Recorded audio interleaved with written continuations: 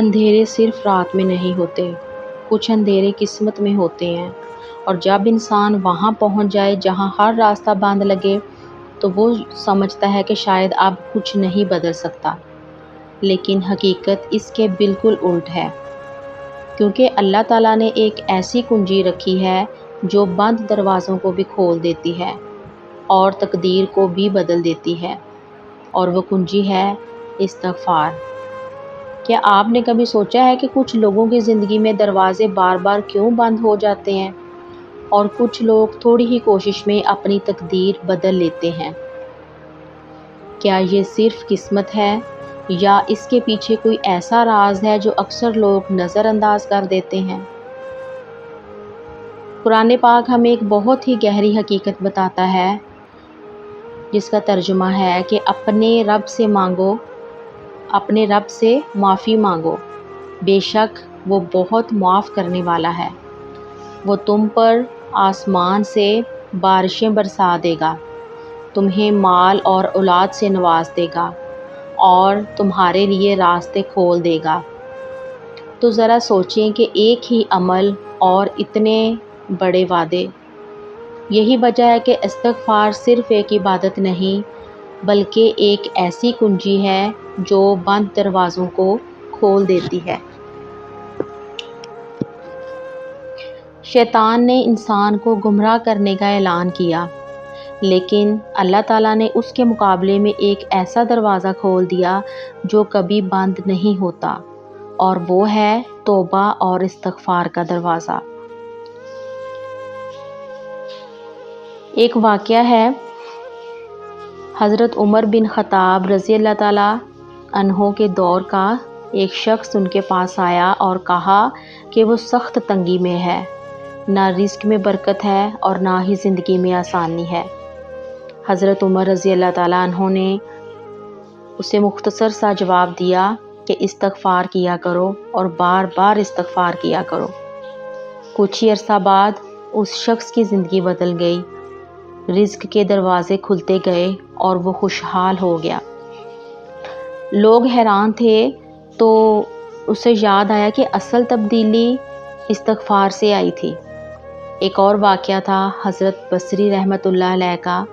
ان کے پاس مختلف لوگ مختلف مشکلات لے کر آتے تھے، کوئی غربت کی شکایت کرتا، کوئی بارش نہ ہونے کا، اور کوئی بے اولادی کا، اور وہ سب کو ایک ہی جواب دیتے کہ استغفار کیا کرو۔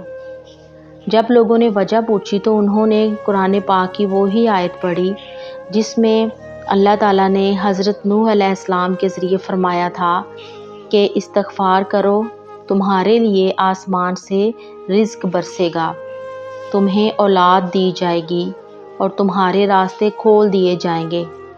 یعنی استغفار صرف دل کا سکون نہیں، بلکہ دنیا کے بند دروازوں کی چابی ہے۔ ایک اور واقعہ ہے، یہ واقعہ حضرت یونس علیہ السلام کا ہے۔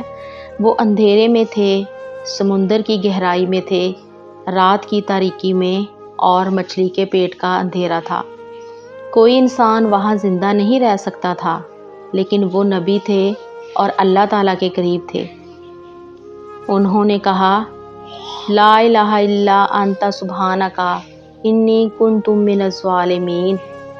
یہ الفاظ تھے، لیکن ان الفاظ میں وہ درد تھا جو آسمانوں تک پہنچ گیا۔ اللہ تعالیٰ نے فرمایا، اور مچھلی کو حکم ہوا کہ انہیں کنارے پر پھینک دیا جائے۔ اندھیروں سے روشنی میں نکلنا، اور یہ صرف معجزہ نہیں تھا، یہ استغفار اور توبہ کی طاقت تھی۔ ایک حقیقی اور سبق والا واقعہ میں آپ کو بتاتی ہوں کہ ایک نوجوان تھا جو اپنی زندگی سے بہت مایوس ہو چکا تھا۔ گناہوں نے اسے اندر سے توڑ دیا تھا۔ اسے لگتا تھا کہ شاید اس کے لیے کوئی راستہ باقی نہیں۔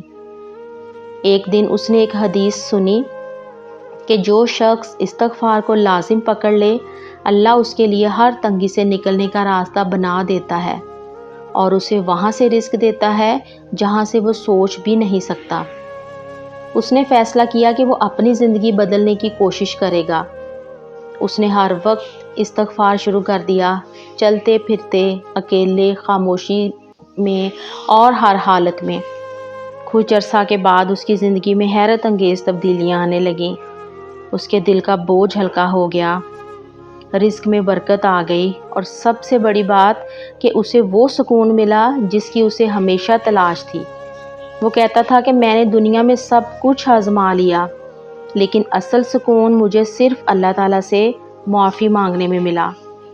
تو دیکھیں، زندگی کا اصل مسئلہ شاید حالات نہیں ہوتے، بلکہ دل کی وہ دوری ہوتی ہے جو ہم اپنے رب سے بنا لیتے ہیں، اور استغفار وہ پل ہے جو انسان کو دوبارہ اپنے رب کے قریب لے آتا ہے۔ یہ کوئی جادو نہیں، یہ کوئی افسانہ نہیں، یہ اللہ پاک کا وعدہ ہے۔ تو آج سے ایک چھوٹی سی عادت بنا لیں، ہر دن، ہر لمحہ دل کے ساتھ استغفار کرنا شروع کر دیں، کیونکہ کبھی کبھی زندگی بدلنے کے لیے بڑے فیصلے نہیں، صرف ایک سچا استغفر اللہ کافی ہوتا ہے۔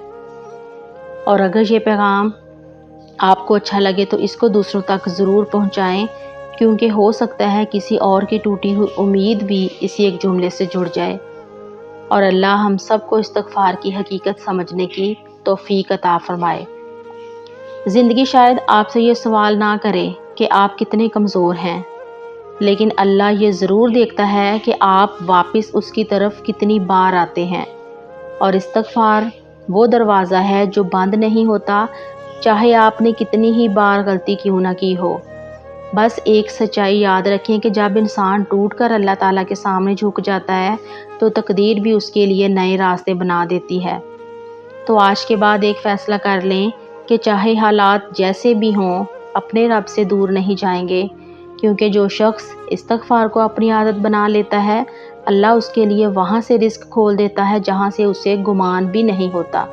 اور شاید آپ کی زندگی کا سب سے بڑا معجزہ آپ کے صرف ایک سچے استغفار کا انتظار کر رہا ہو۔ تو اب بات آتی ہے کہ استغفار کو کس طرح سے پڑھنا ہے۔ سب سے آسان الفاظ یہ ہیں: استغفر اللہ ربی من کل ذنب و اتوب الیہ، یا صرف استغفر اللہ۔ دل سے آہستہ یا واضح طور پر زبان اور دل دونوں کے ساتھ کہنا بہتر ہے۔ اور کتنی دفعہ پڑھنا ہے؟ اسلام میں اس کے لیے کوئی لازمی تعداد مقرر نہیں کی گئی، یعنی یہ عبادت لامحدود ہے، ان لمیٹڈ ہے۔ لیکن نبی پاک صلی اللہ علیہ وسلم کی سنت سے ہمیں یہ اندازہ ہوتا ہے کہ آپ صلی اللہ علیہ وسلم دن میں 70 سے 100 مرتبہ استغفار فرمایا کرتے تھے۔ اس لیے علماء کہتے ہیں کہ روزانہ کم از کم 100 بار ایک خوبصورت معمول بنا لیں۔ لیکن اصل اصول یہ ہے کہ جتنا دل لگے، جتنا یاد آئے، اتنا زیادہ بہتر ہے۔ بہترین طریقہ کیا ہے کہ آپ اسے 3 لیول پہ پڑھ سکتے ہیں۔ صبح شام 33 دفعہ یا 100 دفعہ پڑھ لیں، یا دن بھر اس کو 100 سے 300 دفعہ پڑھ لیں۔ ہر وقت چھوٹے چھوٹے وقفوں میں اس کو لازمی پڑھیں، اور دل سے پڑھیں، اور زبان سے معافی مانگتے رہیں، اور نیت یہ ہو کہ دوبارہ گناہ نہ کریں۔ تو یہ تھی میری آج کی ایک چھوٹی سی یاد دہانی۔ زندگی میں شاید سب کچھ ہمارے ہاتھ میں نہ ہو، لیکن اپنے رب کی طرف پلٹنا ہمیشہ ہمارے اختیار میں ہوتا ہے۔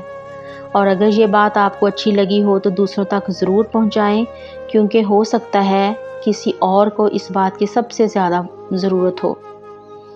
تو اگر ویڈیو اچھی لگی ہو تو اس کو لائک کریں، اس کو شیئر کریں، اور چینل کو ضرور سبسکرائب کر دیں۔ تو ملتے ہیں اگلی ویڈیو میں ایک اچھے سے ٹاپک کے ساتھ۔ تب تک اپنا بہت سا خیال رکھیے گا، مجھے دعاؤں میں یاد رکھیے گا، میں بھی انشاءاللہ آپ لوگوں کو اپنی دعاؤں میں یاد رکھوں گی۔ اللہ حافظ۔